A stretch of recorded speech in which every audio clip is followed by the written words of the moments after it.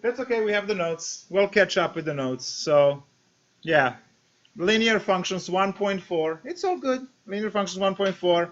We have the slope-intercept formula, standard formula, point-slope formula, and we have example.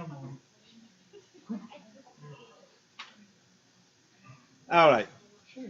So we reviewed how to find the line if we have two points. We're going to quickly review how to graph. So let's say you have 3/5 x minus 2. 3/5 x minus 2. So the way to graph this is, as I mentioned already, we first find the y-intercept, in this case -2. We count the slope 3 units up, 5 units over. And we connect the points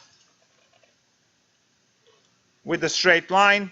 We have x and y for 1 point on the test, believe it or not. And then we also have the point here, which is 5, 1.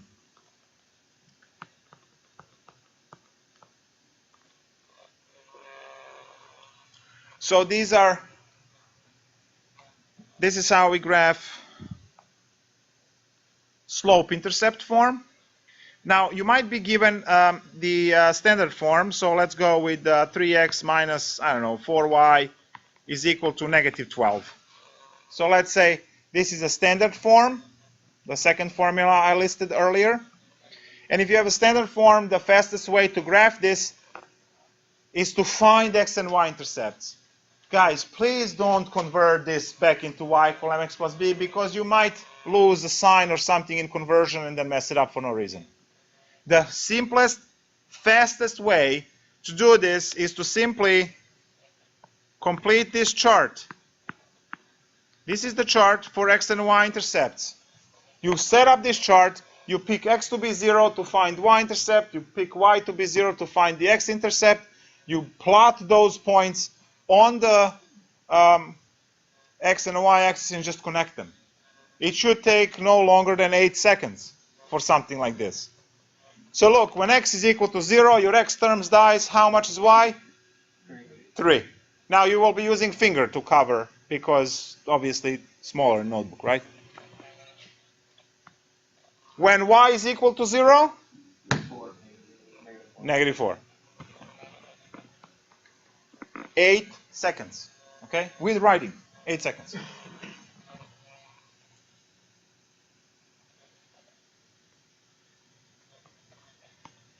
So y is 3,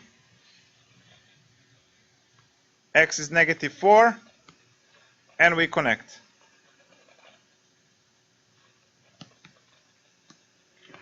So standard form, very cheap, very quick. Find those x-intercepts. Now, obviously, if they add up to if they divide into a decimal number or something like that, you can still deal with that. It's not a big deal. You know where, 3.7 is on x is between 3 and 4. So it shouldn't be a big deal for you to get that. And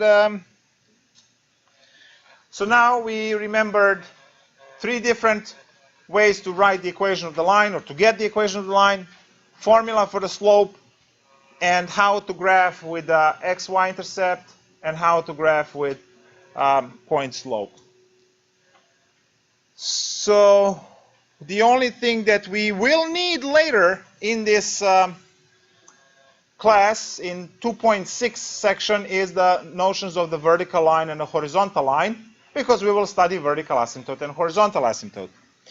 So vertical lines are given as x equals a number. I said x equals c. Let's just put what it is. It's 2. In this case, goes to 2. So vertical lines is just x equal to 2. No y mentioned at all in it. And the horizontal lines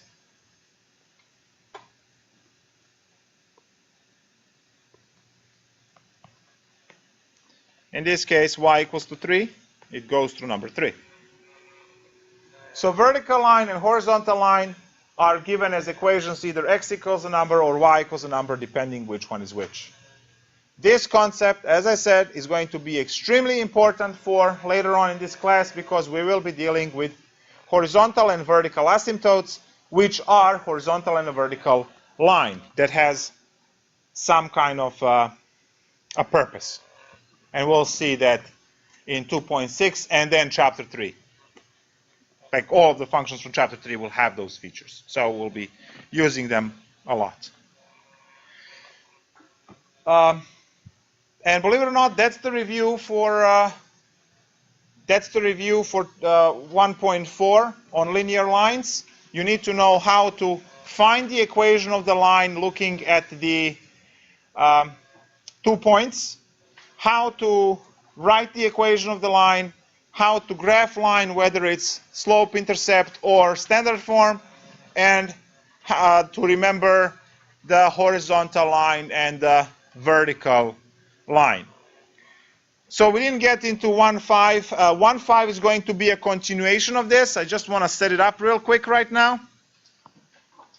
So we are going to take a look at the slope of the linear line as the rate of change, which I already told you is going to be upgraded in Calculus 1 into this derivative notion.